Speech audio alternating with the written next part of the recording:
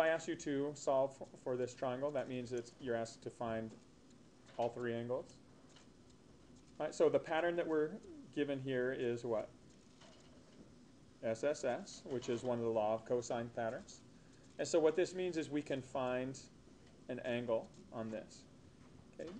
Here's my suggestion if you are using this particular property. Find the largest angle first.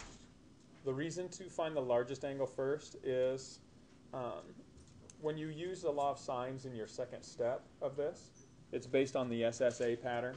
So if you don't find the largest angle first, then it's possible you might be finding the wrong triangle on your second step.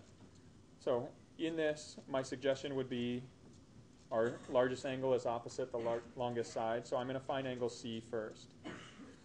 So if I set up my law of sines, it's going to be based, or the law of cosines, it's based on that angle that I'm finding.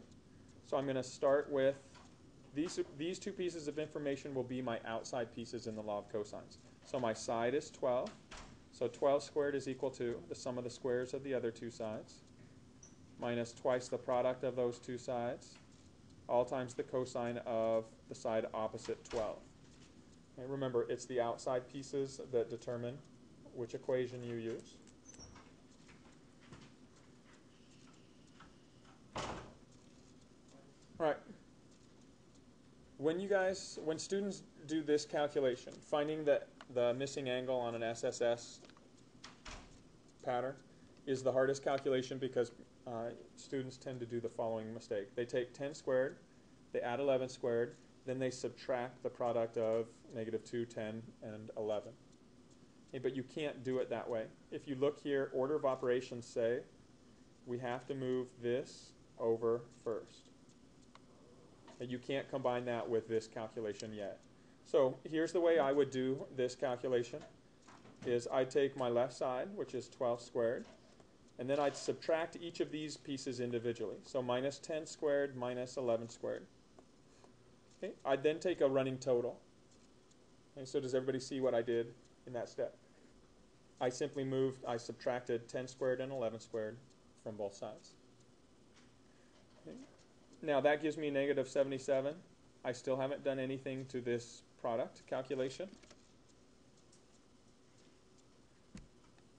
Okay, but now I can. So now I'm going to divide both sides by this product. So my next calculation is to divide by the quantity, because I want to do the whole product together, and then just put -2 times 10 times 11. In the quotes. And when I do that, I'm going to get my ratio. Okay, now, it turns out that my ratio is written as a fraction here. That's fine. Because if I know this is the cosine of C, can I find what the angle C actually is? By doing what? Yep. So if you take the inverse cosine of that ratio, so I can just calculate inverse ratio or inverse cosine, just highlight the ratio itself. Okay, I'm going to hit the green diamond, so my answer is put in terms of a decimal. But I get my angle measure, 69.5 degrees. Okay, so what this means is, when I go back here to find my other angles, A and B, is there ever going to be the possibility that I'm going to have an obtuse angle in either of those? No.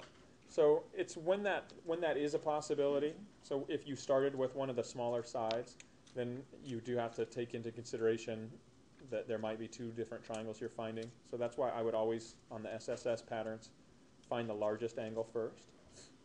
Okay, once I have this angle, I can find one of my other angle measures. So let's say I find angle B now. So I can take the sine of B over what? 10, and that's equivalent to the sine of the angle I just solved for over its opposite side. And now I just solve for this. So again, multiply both sides by 10. Okay, so if I continue with my calculations, I take the sine of that angle measure, multiply by 10, divide by 12, and I get my ratio. my sine ratio for angle B is 0.781. And so to solve for B, take my inverse sine of that same thing.